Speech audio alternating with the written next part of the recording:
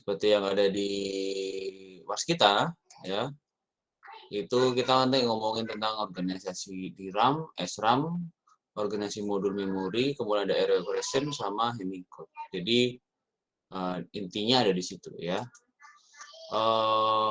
Pada dasarnya nanti ini menjadi acuan ke memori-memori selanjutnya sih sebenarnya. Ya, jadi perhatikan baik-baik. Oke, kelompok 10 sudah ready? Oke, time is yours. Oke, silakan. Langsung di handle aja. Oke, Pak. Pak. Ya. Oke. Langsung presentasi ya, Pak? Iya, boleh. Saya recording dulu. Saya siapin presentasinya kalian sekalian.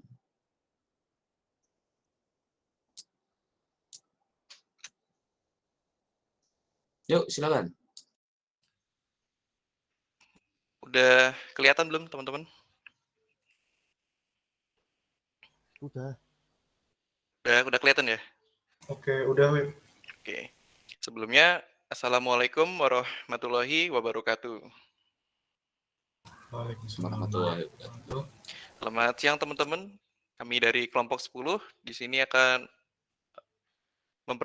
mempresentasikan materi yaitu dengan tema internal memori. Beranggotakan saya sendiri, Satria Wibisono, NIM 3354, ada Betaria Pranesti Nur dengan 3339, Rakandia Dani Rahmanto 3304, Sandi Wildani Bakhtiar 3333, Ade Indra Yuda Pratama 3341, Ahmad Nur Halim 3344, dan Okta Eka Pratama dengan NIM 3320. Yang pertama yaitu adalah internal memory. Memori internal itu adalah memori yang dapat diakses langsung oleh prosesor atau disebut juga dengan memori utama, yang mana mengacu pada memori yang menyimpan sejumlah data kecil yang dapat diakses dengan cepat saat komputer sedang berjalan. Selanjutnya,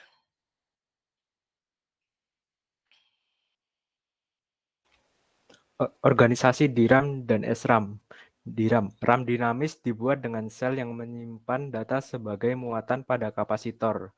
Ada atau tidak adanya muatan dalam kapasitor diartikan sebagai biner 1 atau 0. Karena kapasitor memiliki kecenderungan alami untuk membersihkan, RAM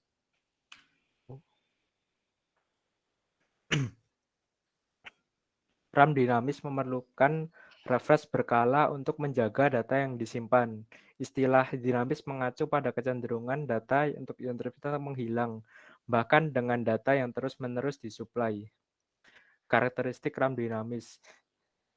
Salah satu tipe RAM yang menyimpan setiap bit data dalam sebuah kapasitor terpisah dalam sebuah IC, Integrated Circuit. Ketika kapasitor jarang di-charge, maka kemungkinan data yang ada pada kapasitor hilang, sehingga kapasitor harus di-charge atau refresh secara periodik. DRAM sangat berlawanan dengan SRAM, static RAM, dan static memory lainnya. Hanya satu transistor dan satu kapasitor yang diperlukan per bit, sehingga dibandingkan dengan SRAM, DRAM jauh lebih padat. Dynamic RAM hanya dapat menyimpan data apabila tenaga yang diberikan kepadanya. Apabila tegangan hilang, maka data yang disimpan juga akan hilang dengan sendirinya. Untuk itu dibutuhkan suplai tenaga terus-menerus agar RAM bekerja sebagaimana mestinya. Struktur dari DRAM. Bit tersimpan berupa muatan dalam kapasitor. Muatan dapat bocor, perlu dilakukan refresh, konstruksinya sederhana, ukuran per bitnya kecil, murah, perlu refresh circuit, kecepatannya lambat, dan digunakan untuk main memory. Baik, selanjutnya.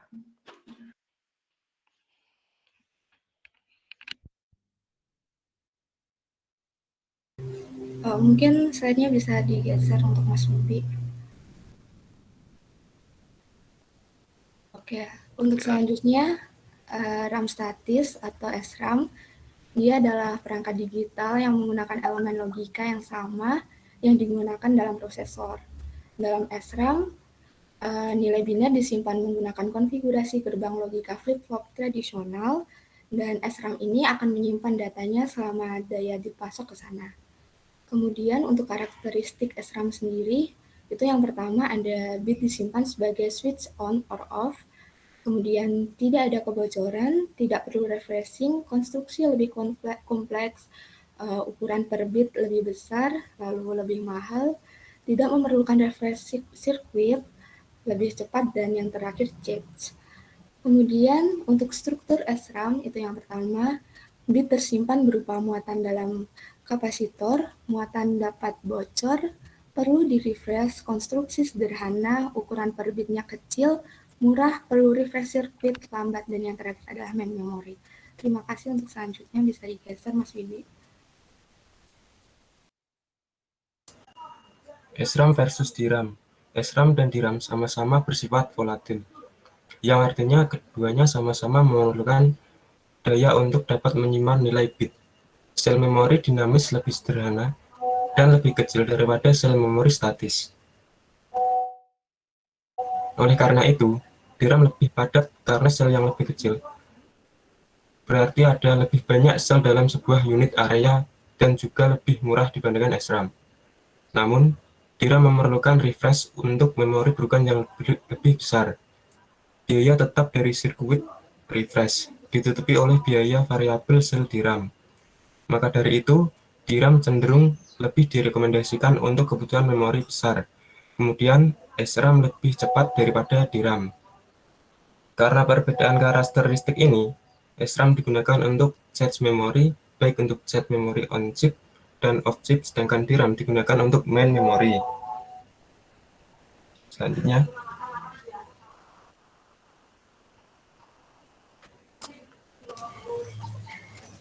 Oke, organisasi modul memori. Di sini, dalam organisasi modul memori itu ada komponen bernama memory address register. Memory address register adalah register yang menampung alamat data atau instruksi pada memori utama yang akan diakses, baik itu data yang akan dibaca atau data yang akan ditulis. Alamat dari mekanismenya, alamat dari main memory diletakkan ke memory address register, lalu dikirimkan ke main memory melalui address bar. Kemudian yang kedua itu spesifikasi memory address register atau MAR. Yang pertama, memuat alamat dari lokasi memori yang akan diakses, baik itu pengaksesan baca atau tulis. Kedua, jumlah bit MAR menentukan jumlah maksimum dari memori fisik yang dapat dipasang dalam suatu komputer.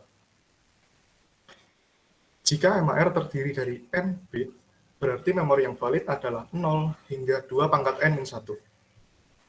Yang terakhir, MAR berfungsi sebagai komponen yang diperintahkan oleh instruction register dan control unit untuk mencari dan menampung alamat data serta instruksi dalam sebuah main memory. Next.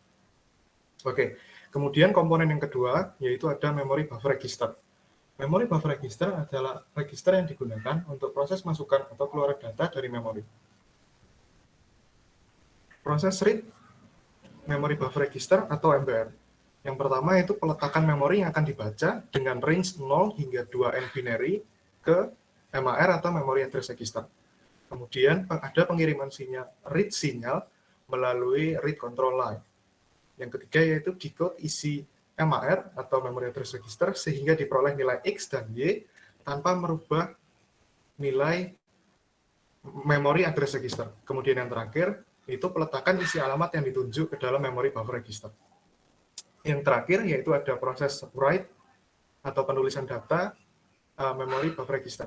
Yang pertama, peletakan alamat memori yang akan ditulis ke memory address register dengan range 0 hingga 2n-1.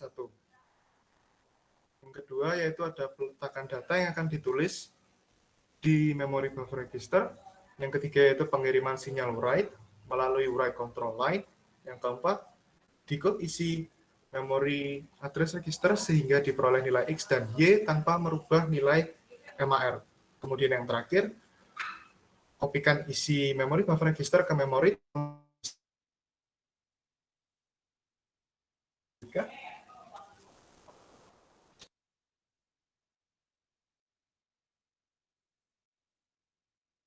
Ada sesuatu ya? udah kelihatan lagi ya? Maaf Oke. tadi sebelumnya Oke, udah Wib. kayak ini. Oke, lanjut ya. Error correction. Error correction merupakan jenis penyimpanan data komputer yang dirancang khusus untuk mendeteksi, mengkoreksi, dan memantau jenis korupsi data internal yang paling umum. Biasa digunakan dalam sistem dengan data nilai tinggi seperti sistem komputasi ilmiah dan keuangan. Next slide please. Hard failure. Failure merupakan kecacatan fisik permanen sehingga memori atau sel yang terkena dampak tidak dapat menyimpan data secara konsisten, melainkan malah tersangkut antara 0 atau 1, atau bahkan berubah tak beraturan antara 0 dan 1 dan dapat disebabkan oleh efek lingkungan, kecacatan saat pembuatan, usia, dan pemakaian. Soft failure. Soft failure merupakan kesalahan acak, peristiwa non-destruktif yang mengubah isi dari satu atau lebih sel memori dan tidak ada kerusakan permanen pada memori. Soft failure disebabkan oleh masalah catu daya dan partikel alfa. Selanjutnya.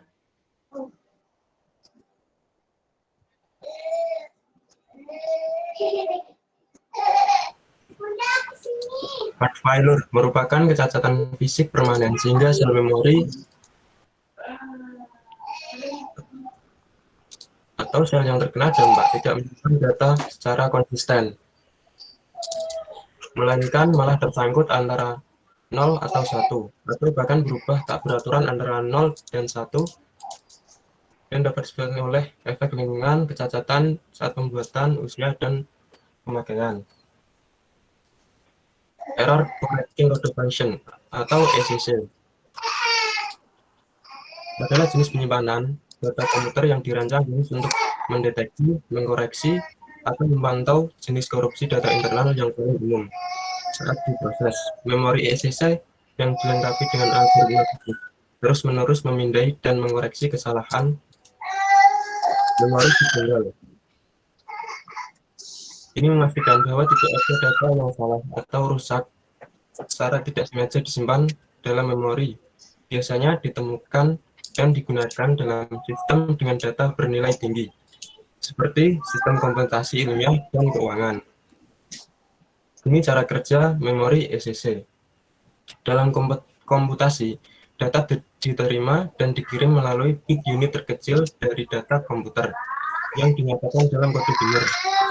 Jika bit dikelompokkan bersama, mereka akan membuat kode biner atau kata-kata yang merupakan unit data yang dialamatkan dan dipindahkan antar memori dan CPU. Contoh kode biner 8 bit adalah 10110001. Lanjut.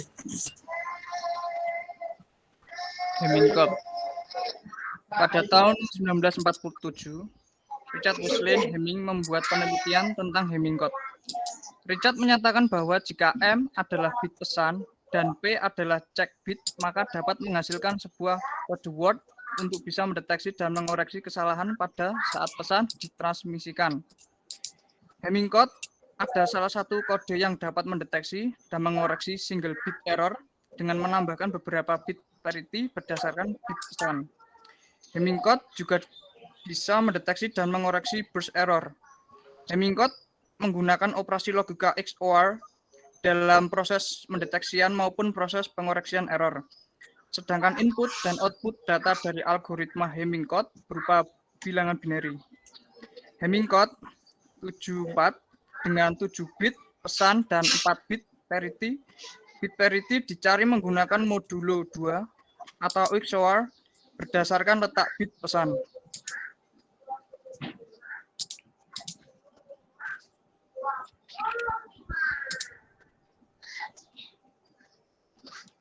Sekian dari kelompok kami. Ada yang mau ditanyakan? Oke. Monggo, teman-teman yang lain. Kita lagi ngomongin memori ya, internal ya, memori internal. Di situ ada DRAM, SRAM. Tapi beberapa ada yang itu ada yang error ya. Kenapa kok ada error correction ya? Karena saking banyaknya data, mereka harus memvalidasi ya, intinya memvalidasi data itu benar atau tidaknya. Jadi karena udah kasih tahu ya, salah satu kesalahannya adalah ada soft error, ada hard failure gitu ya. Ya silakan yang mau ditanya dulu. Tuh, yang raise hand. Ya. Oke. Ya. Assalamualaikum. Oke. Ya, saya kan baca referensi dari Bapak yang di Waskita itu di slide 12 itu ada bahas epirom sama epirom. Dan di sini nggak dijelasin, Pak. Jadi saya pengen lebih dijelasin lagi soalnya di slide itu pakai bahasa Inggris, Pak. Ya. Kurang jelas juga. Ya. Oke. Terima kasih. Sama lanjut permisi. dulu. Ya. Saya mau nanya. Untuk Boleh. tadi tentang statik RAM dan dinamis RAM dinamis dan RAM statik, untuk perbedaannya nggak ada Pak ya? Sama aja. Gimana tadi statik sama RAM dinamis di slide-nya tadi coba. Oh. Untuk ya itu bit tersimpan yang tadi di atas sebelumnya. Slide ketiga dan keempat.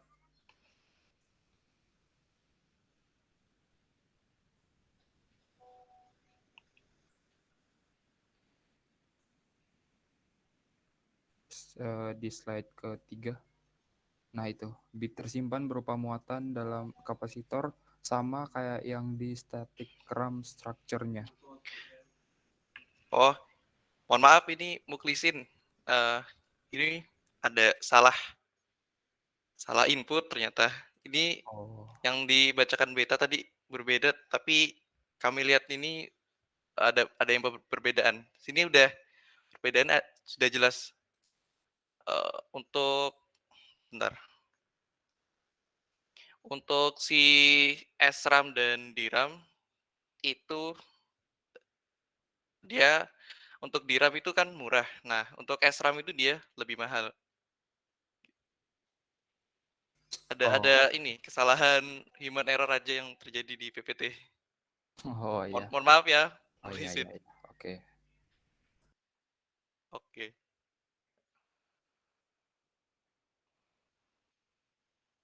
Ada yang bertanya? Mas Hilmi, langsung aja. Izin bertanya. Tadi kan Mbak, itu kan di slide 4 ada tulisannya muatan dapat bocor. Itu maksudnya apa ya? Masih belum paham. Oke. Terima kasih.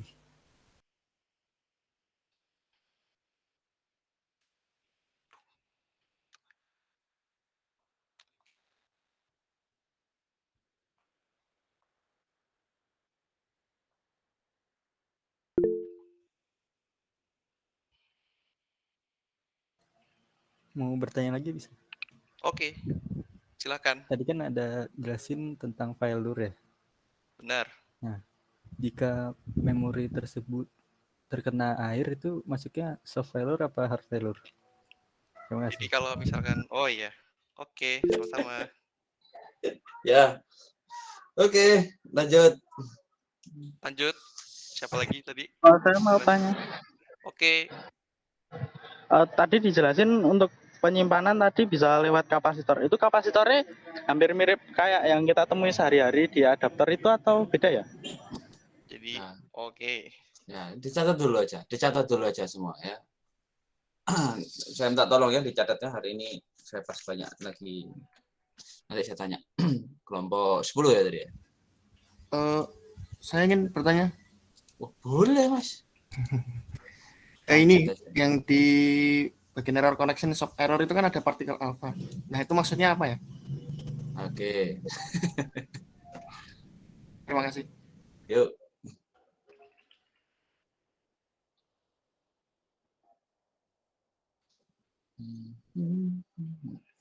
Gue.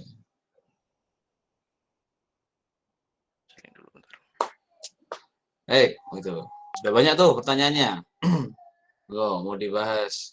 Yo, saya kasih kesempatan dulu teman-teman yang ini ngasih penjelasan. Jadi untuk dicoba kita bahas bareng-bareng. Nah, gitu. Yuk.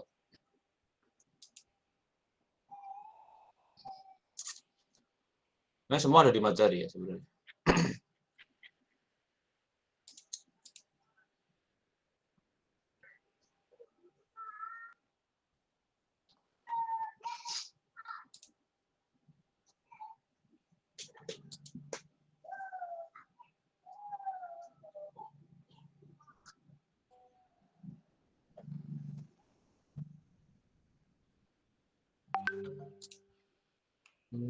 Gimana?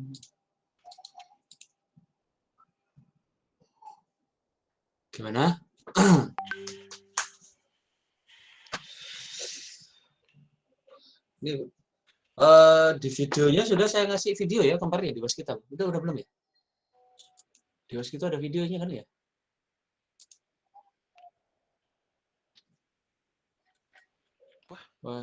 Pertemuan ke minggu keempat sudah ada ya? Sudah ya. Oke, itu wajib dipelajari. Itu adalah simulasi dari error correction tentang yang tadi ya, yang error correction tadi yang ditanya. Gimana komputer itu bisa ngetahuin data yang error, mana data yang error, mana data yang benar. Dengan cara tersebut, komputer bisa tahu errornya di mana. Ya. Komputer bisa memastikan minimal bukan memastikan. Komputer itu bisa merubah angka 0 jadi 1, merubah 1 sampai 0.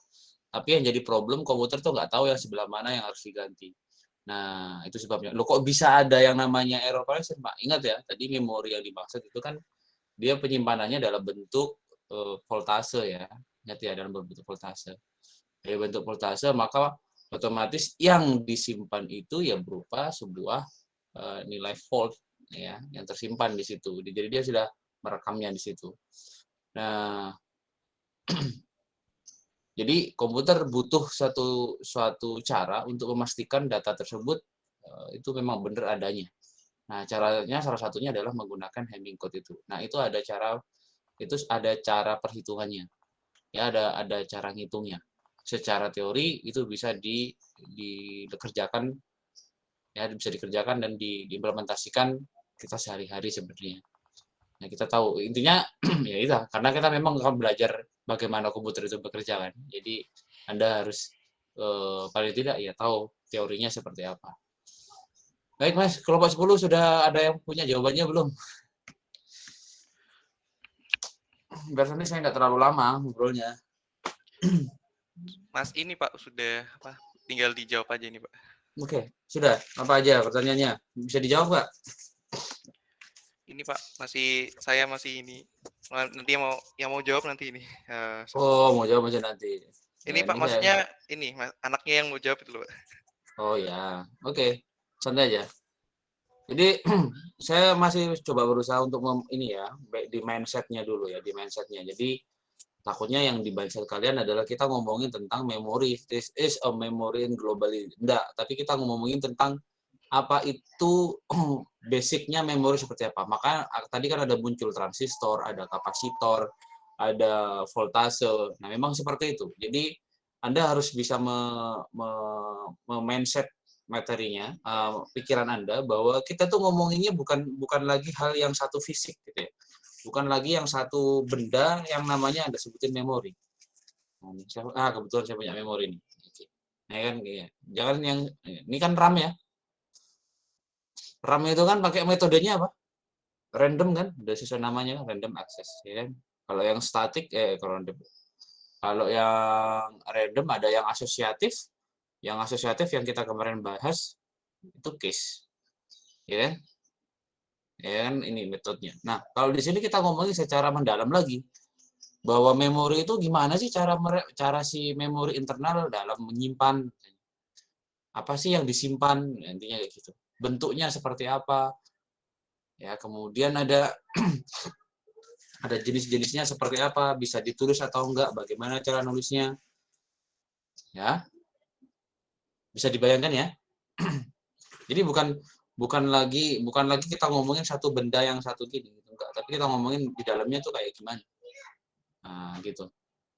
Makanya tadi jawabannya kok penjelasannya kan tadi ada transistor segala gitu ya. Intinya seperti itu.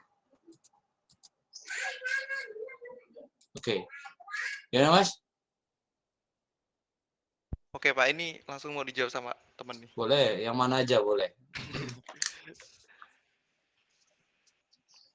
Untuk pertanyaannya si Bombong ini ya, misalkan si ini terkena air, dia itu jatuhnya hard failure atau soft failure. Nah, langsung aja dijawab, Sandi. jawabannya adalah hard failure, karena di situ ciri-ciri kerusakan hard failure adalah efek lingkungan, yaitu termasuk human error, kayak tidak sengaja jatuh atau ketumpahan air. Mungkin jawabannya itu saja. Oke. Ya, kalau kena kalau kena air jelas hard failure ya, Mas. Karena secara fisik dia kena kerusakan secara fisik. Itu sebabnya kalau di barang elektronik itu garansi itu jarang sekali yang memberikan garansi ketumpahan air gitu ya. Intinya gitu. Karena itu salah satu hard failure. Jadi bukan kesalahannya saya dong, kan kesalahanmu, kenapa kamu minta garansi ke saya kan gitu gitu. Ya, sama ya gitu ya. Jadi oke. Error correction ya. Baik, lanjut. Ada lagi yang bisa ditanganin? Yuk. Ada? Error correction bentar, itu Pak. ya. Ada. Si Raka ini mau Tadi jawab. kan kalau nggak salah ada yang tanya juga di soft error ya kalau nggak salah. Ini satunya soft error. Iya, yang oke, Pak.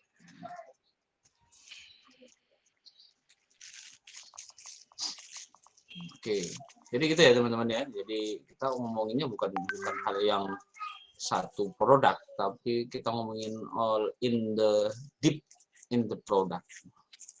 Jadi ngomonginnya memang lebih ke dalam produknya.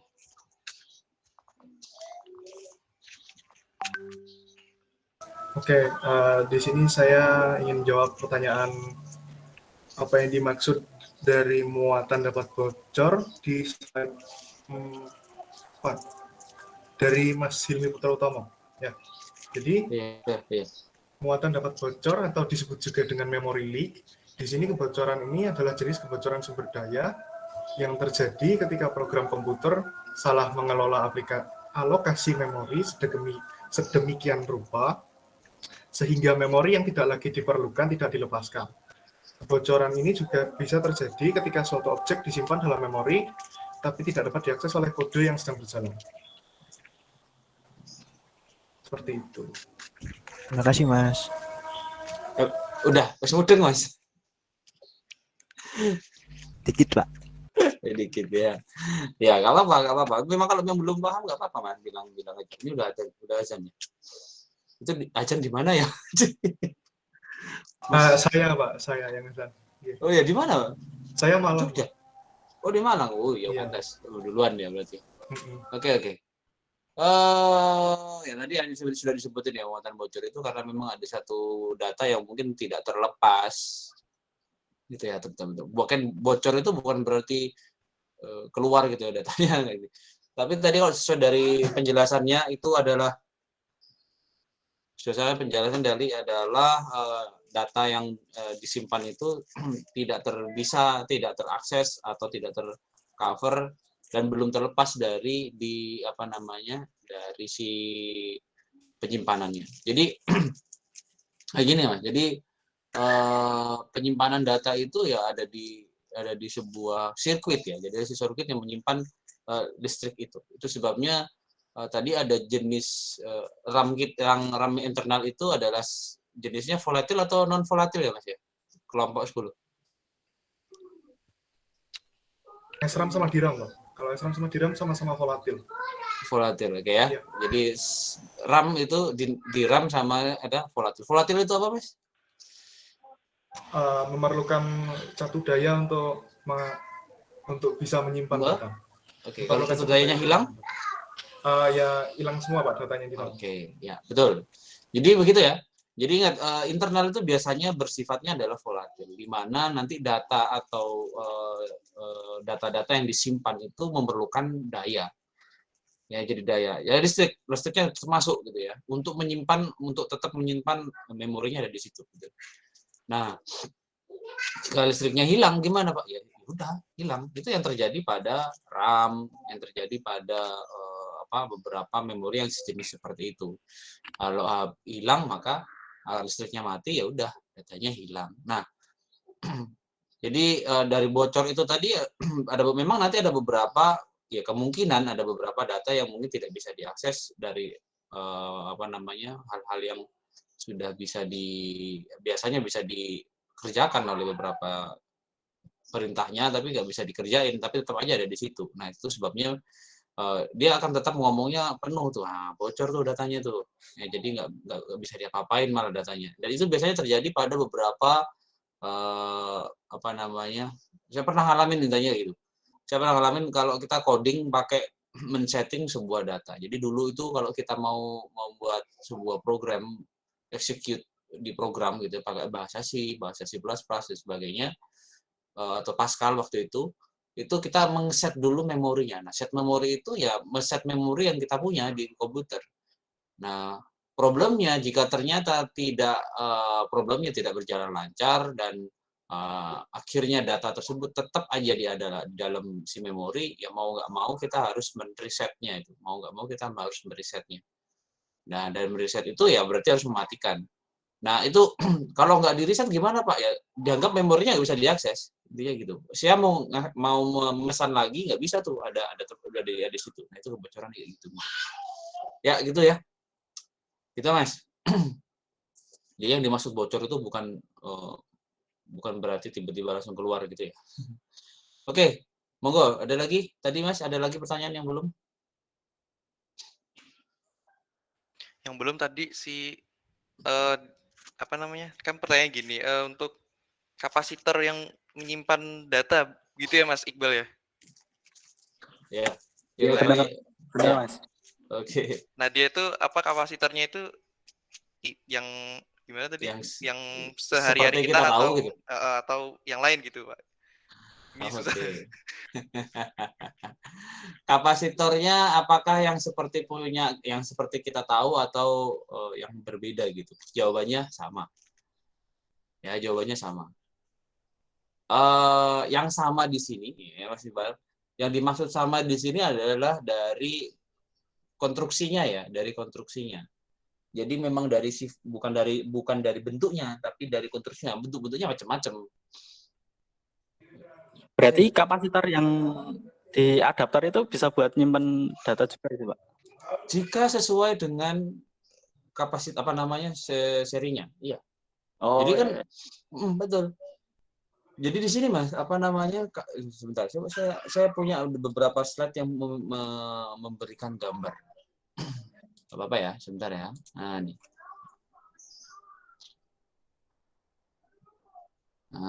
Oke.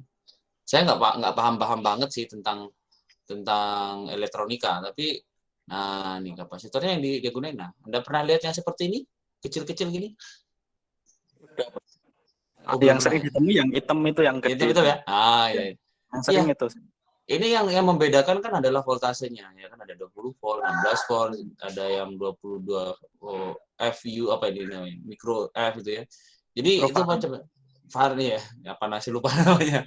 Jadi sebenarnya sama karena di dalam secara sirkuit di dalamnya sama. Itu yang dipakai seperti itu loh. Prosesor itu yang dipakai juga apa sih? Transistor kan?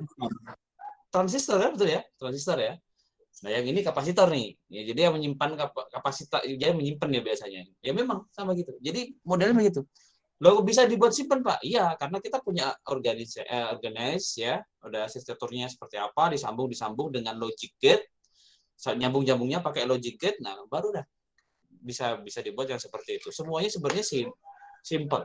Ya, jadi semuanya sangat simple, sederhana, tapi karena kita sudah bisa merancang dan sebagainya, ya. Ya, sebentar.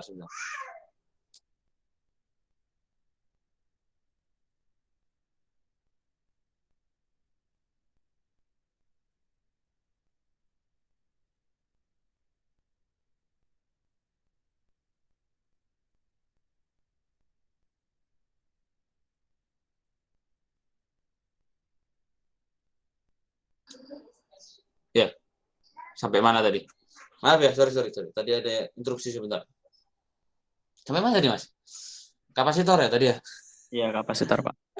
Ya, kapasitor. Jadi sebenarnya sama. Jadi intinya pada sama. Jadi karena kita sudah tahu, kita punya arsitekturnya atau dan di organize-nya kita sudah tahu, maka kita bisa bikin yang seperti itu. Bikin VGA, bikin prosesor, bikin apapun sebenarnya mudah. Nah, karena teknologi yang sudah semakin maju, maka kita bisa membuat kapasitor yang kecil ini, Mas. Ini saya pernah bongkar satu, Mas, di apa namanya, kalau Anda pernah bongkar barang elektronika yang kecil-kecil banget itu, sekecil beras, Mas, ini, Mas. Ini kalau digedein lagi sekecil beras ini, ya, ini masih gede nih. Ini yang masih gede nih. Ini berapa mili nih? Ini kan sentimeter. Nah, ukurannya segitu. Lalu kalau prosesor gimana transistornya, Pak? Yes, lebih kecil lagi, mikro. Nah, itu namanya nanti apa namanya? Tipologi apa namanya itu? Istilahnya untuk prosesor itu. Saya sampai lupa nanti saya cari ya. Jadi ada litografinya itu, nah kecil litografi namanya, kecil-kecil halus gitu ya. Nah itu ya, transistor. Apakah transistor yang sama seperti kita pernah tahu? Iya, jawabannya iya, sama. Hanya saja dalam bentuk yang lebih kecil. Dulu komputer itu gede-gede ya karena memang belum ada teknologi untuk bikinnya kecil. Nah itu seperti ini sekarang. Yang kalian lihat di RAM ya, misalkan di RAM-nya kalian gitu, ya, di RAM seperti ini, ya sama nih. Nah ini ada chipset, di dalam chipsetnya ada kapasitor-kapasitor kecil-kecil. Gitu. Baik, gitu, lanjut.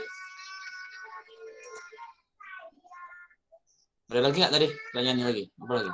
Tadi ada ini, bentar Pak, mau dijawab. Untuk ya, silakan. Yang partikel alfa dari Mas ini tadi. Oh ya, partikel alfa. Langsung aja dijawab, Mas. Partikel soft failure yang diakibatkan diinduksi partikel alfa atau hanya soft failure yang mengacu pada kesalahan sementara dalam pengoperasian perangkat DRAM yang disebabkan oleh partikel alfa yang dipancarkan oleh elemen radioaktif yang ada dalam bahan kemasan perangkat. Jadi, partikel alfa adalah elemen radioaktif mungkin, Bu. ya memang. Jadi pada dasarnya ini, Mas, ya, setiap elemen itu memiliki pancaran gelombang-gelombang tersendiri ya. Jadi biasanya tadi keterangannya apa tadi, Mas?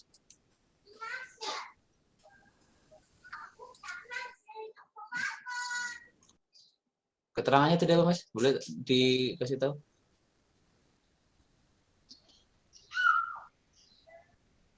Halo, cek. Oh, maaf Pak, belum tak hidupin. Oh, ya. Soft failure yang diakibatkan diinduksi partikel alfa atau hanya soft failure yang mengacu pada kesalahan sementara dalam pengoperasian perangkat DRAM. Yang disebabkan oleh partikel alfa yang dipancarkan oleh elemen radioaktif yang ada dalam bahan kemasan perangkat. Jadi gini, Mas, secara fisika itu gelombang yang apa namanya, ya kita itu nyebutnya secara fisika ya gelombang alfa, tapi nemunya di mana sih Pak? Nemunya di mana kan gitu ya? Nemunya di mana? Nemunya itu bisa ditemukan di medan atau benda magnet yang bermagnet itu. Nah, gelombang alfa itu munculnya bisa bukan munculnya sih, berasalnya bisa salah satunya dari situ. Jadi bisa jadi karena di sini kan di dalamnya adalah listrik semua, jadi bisa jadi ada beberapa benda yang tersimpan di situ, terdapat induksi elektrik dan menjadi apa namanya, magnet. Anda tahu sendiri ya bahwa kalau kita mau bikin magnet itu kan gampang ya. Pernah tahu bikin magnet? Pernah tahu cara bikin magnet? Gimana? Pakai pasir magnet. Ya, bisa kayak gitu. Itu, Pak. Kita bisa pakai magnet sendiri itu, terus nempelin pasir. Ya, persis. Pernah bikin magnet dari paku nggak? Paku biasa gitu. Dililit, pernah nggak? Dialiri arus listrik itu ya, Pak? Betul. Yang arus listriknya harus gimana? Harus melingkar kan? Iya. Gitu ya?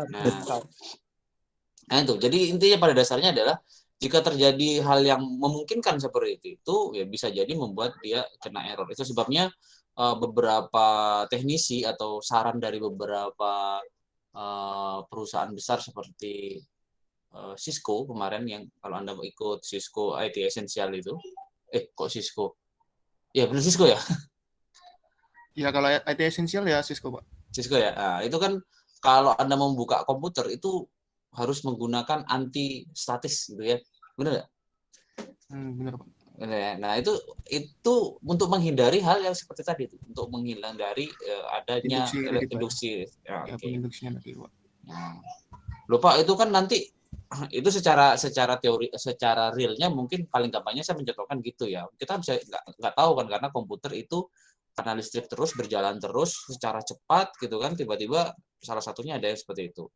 Nah, itu yang bisa membuat terjadinya error yang tadi, shock error gitu ya. Nah, itu ya Mas ya, gelombang alfa itu bisa didapat dari contohnya adalah dari medan magnet. Medan magnet itu banyak ya. Iya, Pak. Ya. Baik, Pak. Kayak gitu ya. Banyak, maksudnya sumbernya banyak. Contohnya salah satunya speaker Anda itu ada magnetnya, benar nggak?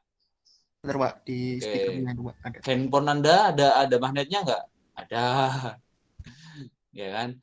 Kemudian itu sebabnya ada beberapa, kalau saya sih dulu merekomendasikan begini, kalau komputermu itu jangan dideketin sama si speaker. Kalau ada punya speaker gede-gede gitu ya, jangan dideketin di speakernya. Pak, itu Pak biar kayak di studio-studio gitu ya. Komputernya di studio itu di mana? Tuh di bawah kan? Nggak ada di atas kan? Nah itu dulu jangan dulu. Handphone tuh jangan taruh di atasnya laptop misalnya kayak gitu. Itu salah satunya nanti bisa menyebabkan soft failure itu tadi. Itu secara teorinya begitu ya Pak. Kemarin aja tak taruh di atas handphone di Rapopo Pak. Ya bisa jadi kebetulan nggak kenapa-kenapa kan gitu. Tapi secara teori begitu. Intinya gitu ya. Iya Pak. Baik. Terima kasih. Ya, sama-sama. Ya, ada lagi nggak yang belum? Tadi tuh ada yang nanya, yang mau minta dijelasin sama Bapak itu Mas Sigit. Oh, apa? Epiroom tadi ya? Kalau Mas Sigitnya malah tadi. Iya, yang EPIROM sama EEPIROM. Oh, EPIROM sama EPIROM. Kayaknya sudah di slide-nya tuh kayaknya sudah ada ya. Itu nggak sih? Ada, tapi kurang jelas, Pak. Oh,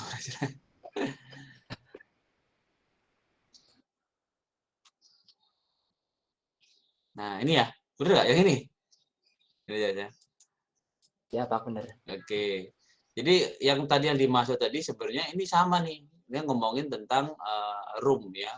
Ada read only memory. Jadi sebuah read only memory itu punya beberapa jenis, yaitu salah satunya adalah bagaimana dia bisa diprogram. Dan ada beberapa tipe di sini, ada yang programnya bisa dihapus, namanya erasable programmable read only memory. Kemudian yang satunya ada juga electrical erasable programmable read only memory. Ini apa namanya? Ini yang membedain adalah bagaimana dia cara dihapusnya. Cara dia menghapusnya, ada beberapa yang menggunakan elektrik ya. Ini jelas namanya pakainya elektrik. Ada yang memang hanya pakai menggunakan program aja, nggak pakai elektrikal. Jadi dia nggak bisa secara program, nggak bisa di-roll gitu. Nah, ini flash memory. Nah, flash memory ini yang sering kita temuin ya sekarang. Dan ini berkembang menjadi yang namanya SSD yang sekarang. Dengan teknik N ya kalau nggak salah kayak gitu. Tadi nggak sempat dijelasin panjang lebar kayaknya flash memory. Padahal yang mau saya harapin itu dengerinnya flash memory itu. Soalnya yang paling mendekati yang sekarang kan ini. Ya dia bisa di-erasable seterusnya. Nah, EPROM sama EEPROM yang tadi ditanya itu, yaitu ya ini. Dia yang membedakan adalah bagaimana cara dia dihapusnya atau me-erasable. Yang satunya electrical, secara elektrik, dan satunya secara programmable ya. Walaupun di sini juga pakai program juga Pak, bisa ya, sama. Ya, intinya gitu ya, Mas. Ini adalah jenis ROM ya, jenis ROM ya, ROM read only memory. Jadi sebuah memori, Pak, namanya read only kan berarti cuma dibaca aja. Iya, dibaca aja, tapi kan nggak, kapan kita mau menulis dan memperbaharuinya itu ada tekniknya sendiri. Ya, ini dulu sering dipakai untuk teman-teman yang yang biasa yang tuning komputer itu. OC ya, overclocking ya, sering overclocking itu kan biasanya orang BIOS-nya yang di reset tuh BIOS-nya. Wah, sangar lah. BIOS-nya kan ngegoren yang ngerum Mas ya, ada yang di room. Kadang ada yang sampai ngereset BIOS-nya itu. Kalau dia gagal ngereset, ganti room, ganti BIOS-nya dicabut, diambil nantinya diganti gitu. Ada yang begitu. Ada beberapa tekniknya. Nah, ada tekniknya memang. Nah, itu salah satunya di situ. EPROM sama EPROM itu salah satu jenisnya. Nah, gitu ya. Itu Mas. Oke, ada lagi? Nah, ini yang belum ada lagi yang belum dijawab? Ada yang belum terjawab belum? Insya Allah udah semua, Pak. Sudah semua, Pak. Saya sampai jam 12.10 ya? 20? Iya, 12.20. Baik, saya mau nyampaikan satu yang belum sampai benar-benar detail tadi. Jadi saya harap ini harus saya sampaikan karena emang metodenya adalah hari ini itu gitu ya. Salah satunya adalah ini. Jangan sampai nanti kelewatan. Nah, takutnya kalau kelewatan, nah, saya nanti yang salah nih. Tadi share-nya belum? Share belum di-share lagi. Windows, oke, masuk. Muncul Mas? Muncul Pak. Baik. Di videonya sudah saya jelasin sebenarnya sudah secara detail gimana caranya Anda bisa menghitung dan seterusnya. Tapi saya jelasin sedikit aja ya karena waktunya mungkin nggak cukup nantinya. Itu yang tadi saya sebutin ya kenapa kok saya perlu kalian untuk membantu teorinya biar nyampe gitu. Nih error correction tadi sudah dijelasin ada hard failure, ada soft failure sudah dikasih tahu. Kemudian ada correction. Nah, ini yang tadi yang saya mau ngomong hari ini nih. Error correction itu kenapa harus ada error correction? Karena bisa jadi data yang masuk itu terjadi perubahan. Loh kok bisa berubah? Ya itu tadi bisa jadi soft error, ya kan? Ada jadi soft error atau hard error. Nah, CPU tahu caranya bit yang salah yang jadi benar. Dia tahu mengubahnya. Cara ngubahnya tahu 0 jadi 1, 1 jadi 0 tahu. Tapi problemnya dia nggak tahu yang mana yang harus diganti. Nah, itulah ada namanya Hamming code ini. Hamming error correction code atau yang disingkat sebagai Hamming ECC. Yang nemuin namanya Pak Hamming. Ini salah satu caranya ya. Ini adalah modulnya, modul correctionnya seperti ini. Di mana nanti di memori nanti ada pengecekan ya, ada pengecekan. Yang nggak kelihatan data sebanyak n bit yang nanti keluar. Nah, fungsi errornya correctionnya ada di bagian sini. Dari sini nanti ada kabit untuk penghitungan fungsinya. Baru setelah itu dikomparasi. Nah, compare data mana yang berbeda. Jadi nanti datanya kayak gini. Data yang asli akan diberikan penanda, kemudian dari hasil penanda itu nanti akan ditemukan bit mana yang error, bit mana yang tidak error. Gitu. Namanya Richard Hamming ya. Pendeteksiannya nanti pakainya cek paritas. Makanya paritas itu cek bit tadi kita memberikan satu bit tambahan untuk penanda pada data aslinya. Ingat, data aslinya yang masuk data di sini adalah berupa data binary ya. Ingat ya, data binary. Kok dalam bentuk binary, Pak? Ya, karena bentuknya listrik. Jadi untuk memvisualkan datanya, untuk mengirimkan datanya dalam bentuk seperti itu paling mudah ya pakai binary, pakai voltase tegangan. Kalau tegangannya 1 nanti dianggap sebagai 0. Tegangannya 5 volt, datanya jadi 1 atau tanpa tegangan dianggapnya sebagai 0. Itu salah satunya. Maka namanya pulse. Pulse itu kalau pulse itu sih apa? Denyut ya, denyut bahasa Indonesianya. Nah, seperti itu. Nah, denyut itu ya sama kayak angka binary ini. Nah, kalau Anda lebih mudahnya lagi, ingat-ingatnya itu pulse itu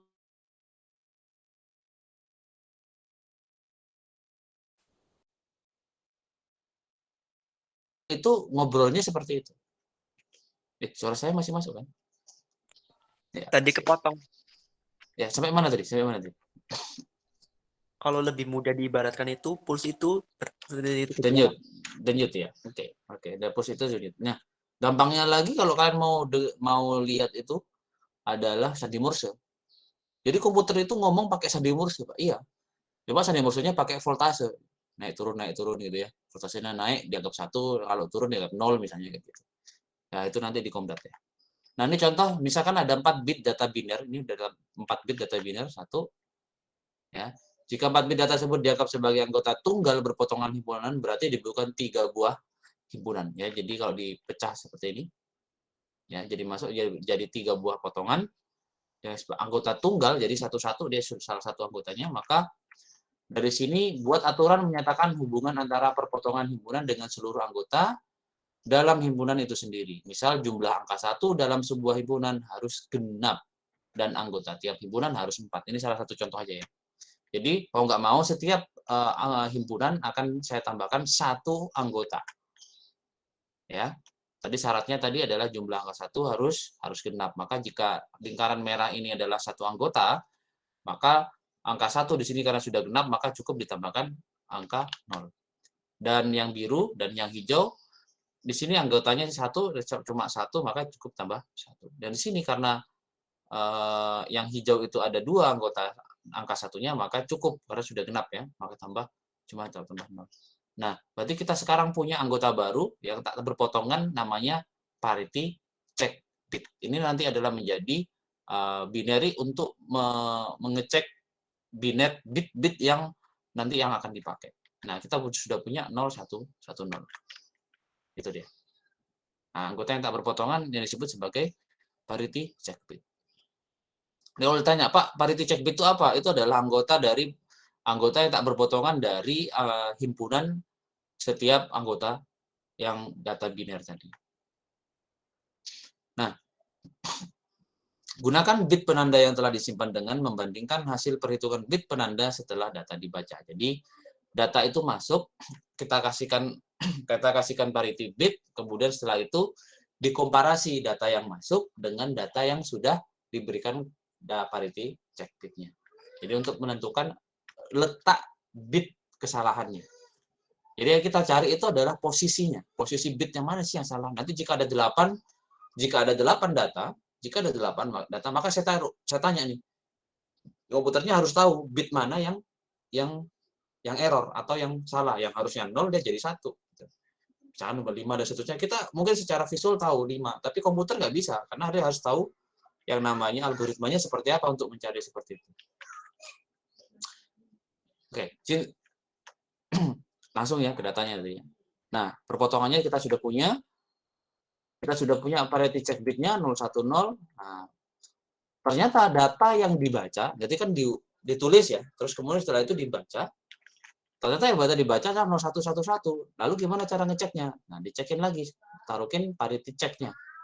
Parity check-nya tadi kan 010 ya. Nah, dikasihlah parity check. Terus dicek lagi. Nah, parity check-nya ternyata 001, bukan lagi 010. Maka parity check bitnya 010, read parity check bitnya adalah 001. Nah, dari sini tinggal di compare aja. Set, ya. Yang satunya 1. Nah, jadi ketahuan deh ternyata di perpotongannya ada yang berbeda. Yang satunya kelihatan nggak ya kursor saya? Oke, ini deh. Pakai laser. Jadi yang sini kan harusnya 0. Nah, data yang diuret yang ditulis pertama yang sebenarnya itu adalah 0, tapi pas waktu dibaca ternyata jadi 1. Nah, parity check-nya itu sudah bisa menentukan di mana yang berbeda yang 1. Nah, implementasinya seperti apa? Misalkan kita menggunakan 8 bit, maka kita memberikan parity check-nya itu adalah sekitar 4, C1, C2, C4, dan C8. Di mana? Di antara D1 dan seterusnya. Ya. Gimana cara menentuinnya? Nah, implementasinya seperti ini. Real datanya, saya ngitungnya dari kanan ya. D1, D2, D3, D4, sampai D8. Real datanya. Tapi yang disimpan di dalam memori adalah C1, C2, C4, C8, ditambahkan dengan real datanya. D1, D2, D3, D4, D8. Itu ya. Nah, aturan untuk menentukan berapakah nilai C-nya atau parity-nya, yang pertama itu dengan cara D1 tadi kelompok 10 masih ada slide-nya yang terakhir tadi. Menggunakan caranya apa? Bentar, Pak. Di apa? Dia yang 7 bit pesan dan 4 bit parity. Bit parity dicari menggunakan modulo 2 itu ya, Pak ya. Lanjut terus. Atau EX atau OR itu berdasarkan letak bit pesan. Udah itu aja, Pak. Enggak, yang saya mau tanya ada C1 ini. Simbol ini tahu nggak? Ada yang tahu nggak simbol ini dulu? Simbol ini adalah global gerbang logika ya. Apa sih namanya? Logic state. Logic state ya. Nah, ini apa nih? Kalau N ada cara, ada ini kan, ada simbolnya kan, ada N. Kalau N, nah kalau N itu bentuknya atas ayam. gini ya? Ya gitu. Kalau OR? V, Pak. Kalau OR V. Lalu kalau bertanya kalau yang kayak gini apa namanya? Baru pernah lihat. Oh, baru kali ini Pak lihat ya. Itu logic gitu untuk XOR Pak. XOR, tuh. XOR. Ya, XOR ya. Nanti kita akan bahas ini di logic gate ya. Gimana kok bentuknya gimana ini? XOR. XOR itu gimana sih? Kalau XOR itu apa tuh? Exclusive OR. Exclusive OR. Nah, coba cariin dong keterangannya apa nih? Exclusive OR. Kalau exclusive OR itu apa namanya? Dia kan A sama B itu harus seling-seling Pak. Jadi nggak boleh misalkan kalau misalnya sama-sama 0 itu nilainya 0, kalau sama-sama 1 itu nilainya 0. Tapi kalau misalkan 0 1 sama 1 0 itu dianggapnya true. True. Ya. 1 sama 0 dianggapnya true. Jadi dia akan selalu bernilai benar jika salah satunya ya kan? Ya, kalau salah satunya satu. Jika salah satunya benar, namun tidak untuk keduanya. Bahasa gitu ya. Oke ya. Jadi gini Mas maksudnya, kalau yang lain belum ngeh ini loh. Jadi 1 kalau ketemu 1 itu 0 ya? Kalau di XOR 0 Pak, iya. Ya, 0 ya. Kalau di XOR ya, sorry, di XOR ya. Jadi XOR 0. Jadi kalau 0 sama 1 1 ya kan? 1 sama 0 1. 0 sama 0 0. Ya. Jadi tahu ya. Jadi XOR itu akan bernilai benar jika salah satunya benar namun tidak untuk keduanya. Duanya itu ketemu 1 1 atau 0 sama 0 ketemu nggak boleh. Gitu ya. Jadi bagaimana cara untuk menentukan nilai C1? Kalau tadi kan kita pakainya himpunan ya, dibuat himpunan kayak gini tadi ya. Kan kelihatan tuh kalau angkanya 1 tinggal masukin 1 1 1 1. Tapi kalau bentuknya 8 kayak gini gimana? Nah, bentuknya gini. C1, C2, C4, C8. Ini bentuknya sudah segini ya. Ini sudah ada rule-nya nanti. Nah, untuk mendapatkan nilai C1 bagaimana? Didapat dari D1 XOR D2 XOR D4. Ini ya sudah ada ini. D4, yang satunya D5, terus satunya D7. Kok lompat-lompat? Katanya gitu. Ya kan? Kok lompat-lompat, Pak? Ya. Jadi kayak gini caranya. C1 itu diperhatikan baik. Nanti di video saya sudah ada. Jika Anda mau mencari C1, karena dia masih 1 gitu ya, macam 1, maka dia pakainya begini. Cek, skip, cek, skip, cek, skip, cek, skip, cek, skip, cek, skip. Jadi ngitungnya gitu. C1 ini yang mau dicari, ya kan? So this the point. Ini the poinnya pertama di sini. Ini poinnya. Oke? C2 nggak dihitung. Kemudian D1 masuk, di XOR-kan dengan D2, ini D2, C4-nya di skip kan? Lewat. Ya kan? Kemudian D3 kok di skip? Ya kok dilewatin, Pak? Ya karena memang tahapnya begitu. Lompatannya begitu. Ya. D3 skip, masukkan D4, D4 habis D4 ada C8, C8 skip, masuknya D5. Ya kan? D6 skip, D7. Nah, Pak, ini baru 8, Pak. Bagaimana kalau 16? Ya sama. Terus kayak gitu, cek skip, cek skip, cek skip gitu. Khusus untuk C1. Nah, 1. Sekarang C2. Kalau C2 check to, skip to. Jadi cek 2 kali, kemudian skip 2 kali. Nah, gitu. Cek 2 kali, skip 2 kali. Ya. Sampai sini pusing dulu nggak? Baru pusing nggak? Nah, biar nggak bingung besok. Ya? Gimana? Lumayan, Pak. Lumayan ya. Lumayan bingung. Lumayan bingung ya. Baik. Jadi datanya nanti saya giniin. Nah, data aslinya kan gini. Untuk mengetahui mana yang error, data itu disimpan memorinya bentuknya begini. C1, C2, ada C1, ada C2, ada C4, ada C8. Ya. Berapakah nilai C1, berapakah C2 didapat dengan cara yang seperti ini tadi. Nah, di sini. Caranya Anda menggunakan meng-XOR-kan sesuai dengan urutannya. Yang pertama untuk mencari nilai C1. Maka Anda cukup cek sekali, skip sekali, cek sekali, skip sekali, skip, cek, skip, cek, skip, dan cek, dan skip. Jadi yang dicek maksudnya cek di sini adalah itu yang nanti dibuatkan perhitungannya. Ini dipakai, ini karena yang kita mau cari is the point, C1. Kita yang mau cari, kita mulai dari C1. Kemudian D1 kita punya nilainya, karena dia sudah cek, berarti masukkan sini. Kemudian di-XOR-kan dengan di sebelah kirinya, D2, ya kan? Yang Anda cek barusan, D4, D5, dan D7. Oke? Nah, gimana kalau C2, Pak? C2 itu ceknya 2 kali, skipnya 2 kali. Berarti ceknya 2 kali, skipnya 2 kali. Saya mulai dari mana? Dari C2. Ingat, C2 di sini ya.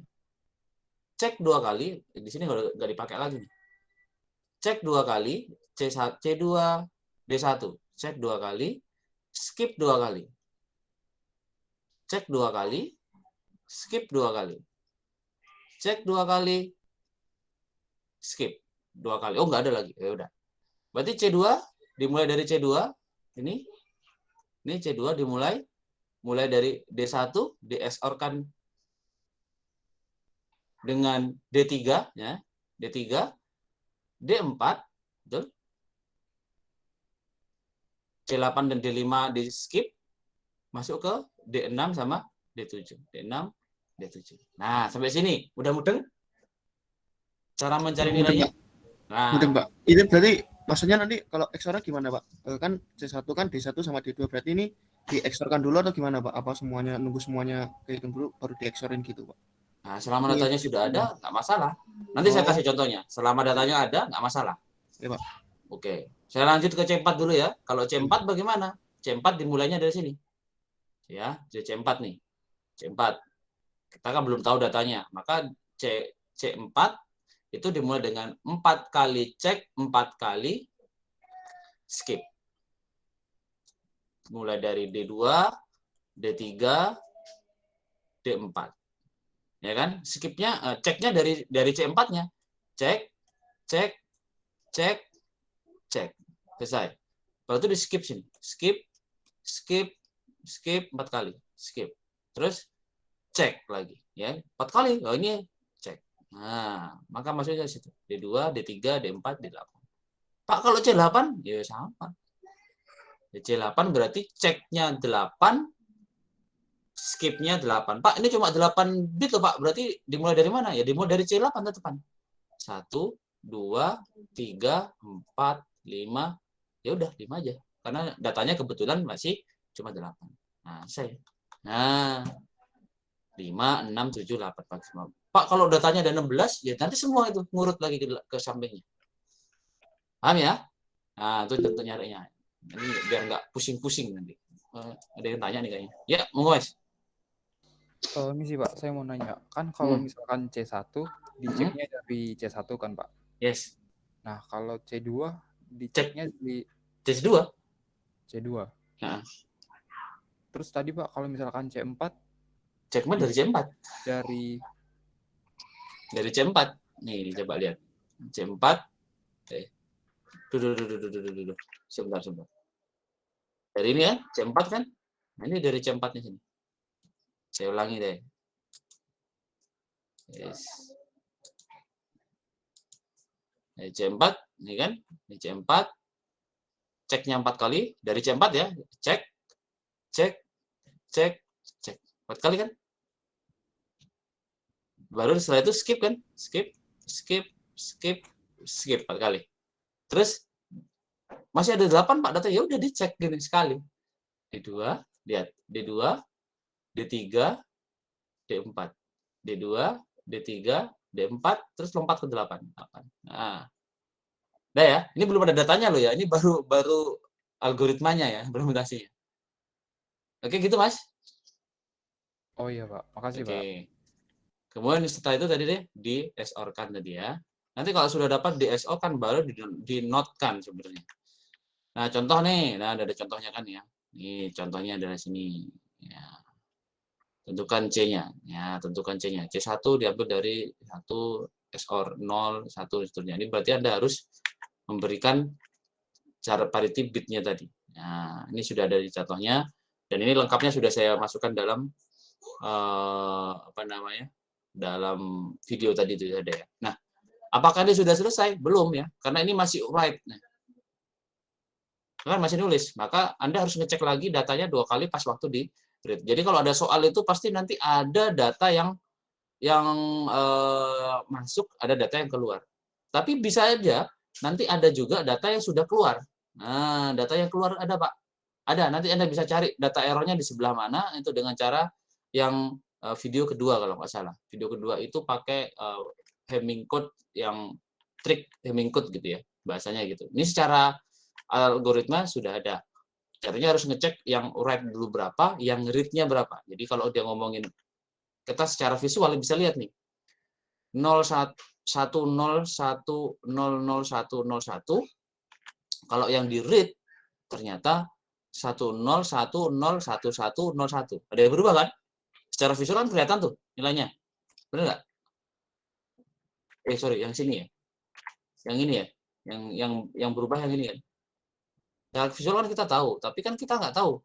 Komputer itu caranya mengetahui yang di sini tuh yang mana yang salah itu nggak tahu. Nah, caranya tadi pakai ini. Nah, dihitungnya dari sebelah kanan ya. C1, D1, dan seterusnya. Maka dari sini setelah itu baru di SOR-kan tadi. Nah, 10, 10, 01, 1 dan seterusnya. Di SOR-kan lagi ya. Ini. Nah, desimal dari ini.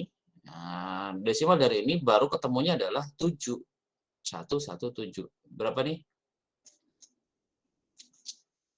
4, 5, 6, 7. 1, 2, 4. Iya kan? Iya, Pak. Betul ya? 7. Nah, berarti yang salah ada di mana? Ada di save memorinya, ada di mana? Posisi bit ke-7 dari data yang sudah disisipkan oleh parity check bit. Jadi, tadi yang data yang sudah disisipkan dari check bit tadi, ke-7. 1, 2, 3, 4, 5, 6, 7. D4 berarti yang salah.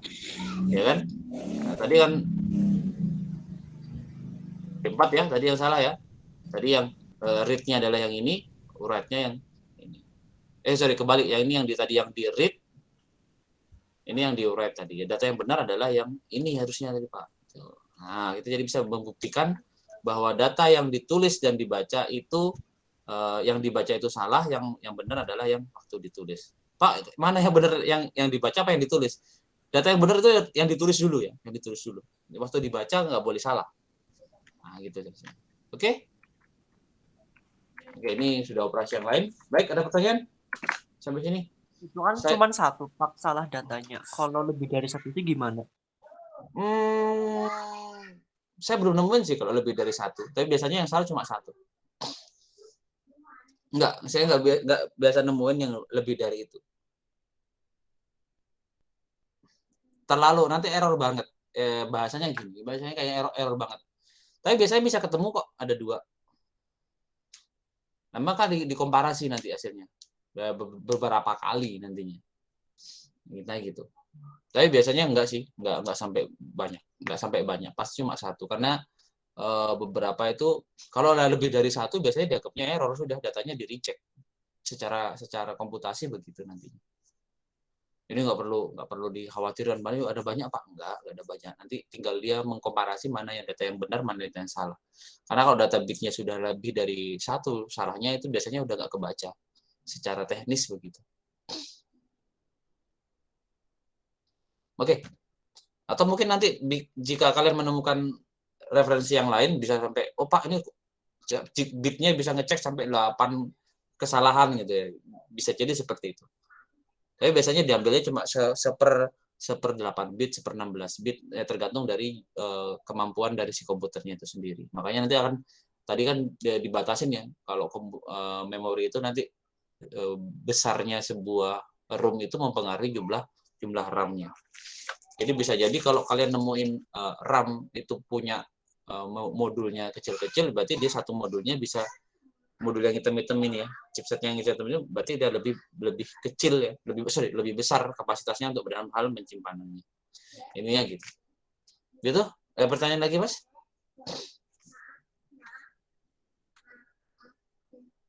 Oh iya, presentasinya belum ya, ya Allah, sampai 20.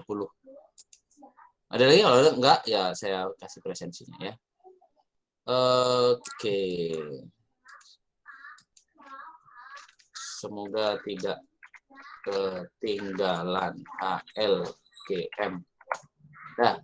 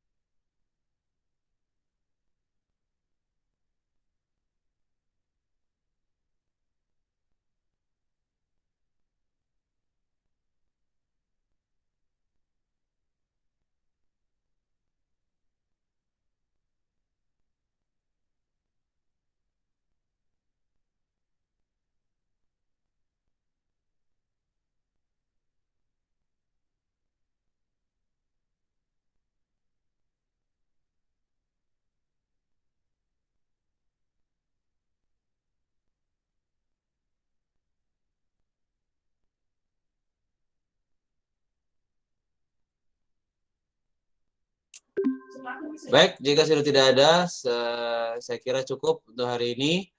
Oke, saya harap Anda bisa memperhatikan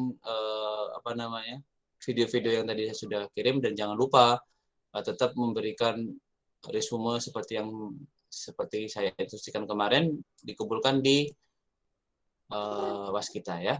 Jangan sampai terlambat. Terima kasih buat hari ini. Sehat selalu buat kalian. Selamat siang. Assalamualaikum warahmatullahi wabarakatuh. Waalaikumsalam warahmatullahi wabarakatuh. Terima kasih Pak.